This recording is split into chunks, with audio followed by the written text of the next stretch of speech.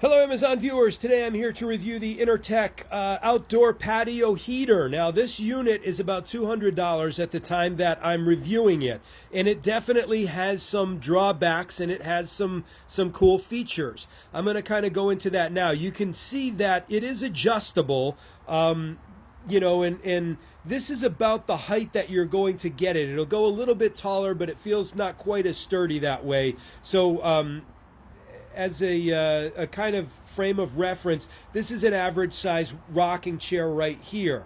The closer that the unit is to the rocking chair, the more warmth you're going to feel, unlike a lot of the higher units. But the downside is this is fairly lightweight, and I would be very cautious about using a rocking chair, or even if there were a lot of kids running around near this. Now we're going to get a little bit closer, and I'm going to show you a little bit about what I like and what I don't on the unit. The first thing is this is a very wide base here.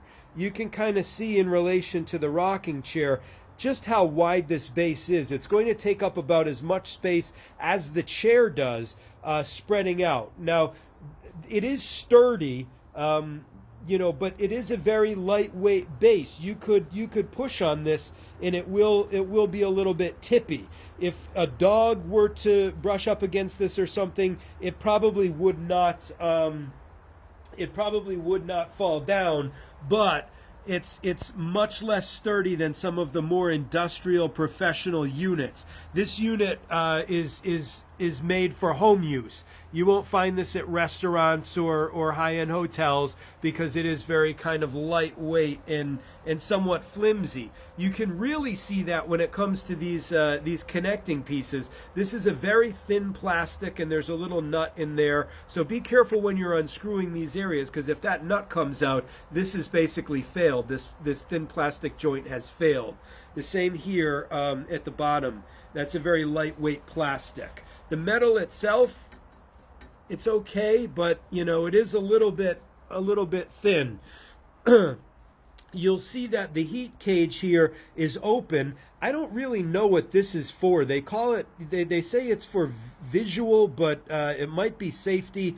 I put it on, but I have no idea what it actually does. And then the actual heating unit, you're not able to see it, but there's a glass tube in here, which looks a little bit on the fragile side, so you're going to have to be careful. Now this part of the unit right here, this is all very thin plastic, which is interesting. I thought this would be made of metal, but nope. That's thin plastic that this whole unit is made of. So it's very lightweight. I found that on the back of the unit, this area right here where it bolts in, this is a very thin strip of metal. And the first unit I had, I actually had to send back because the screws were not going into the metal. It was very kind of rickety and not safe. So I sent it back. They sent me this one. It seems to be working a lot better, but I don't love that these two screws right here go right into that metal strip, and that's the only thing that's holding this unit together. That's the only thing that's holding this top piece on. I feel like I would like to see something a little bit more sturdy, especially given how hot the other side is. Finally, I'll just kind of go into this and say, this is the way that I set it up. The book is very confusing about how to set this thing up in terms of the screws. It has basically two screws, a wing nut style and then a bolt style. I don't know why they didn't just use wing nuts for all of them, but however it works. I saw one of the other reviewers set it up different and put the wing nuts on here and the bolts on here. Because these don't have screwdriver holes in them, I found that the wing nuts were easier to put on there than they were the bolts, because as you can maybe see, these do have screwdriver capabilities there, but that is going to be the hardest part of setup because it's not written very well. Finally, the last thing that I would add is the cord on here. I really think they could have taken the cord and run it through the base so it came out there and you don't have this cord that's kind of just an eyesore on the wall. That's why I say for home use it's okay, but it really doesn't look great with that cord hanging down.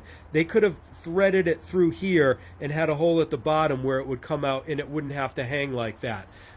You do get a remote with the unit, and then here on the side is where you can kind of choose the settings. It's 3 settings.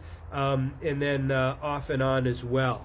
So that's basically my review for this. It's certainly not the best made one out there, but it does work. It does heat up pretty well, and you'll probably enjoy your fall and maybe the winters if you get close enough.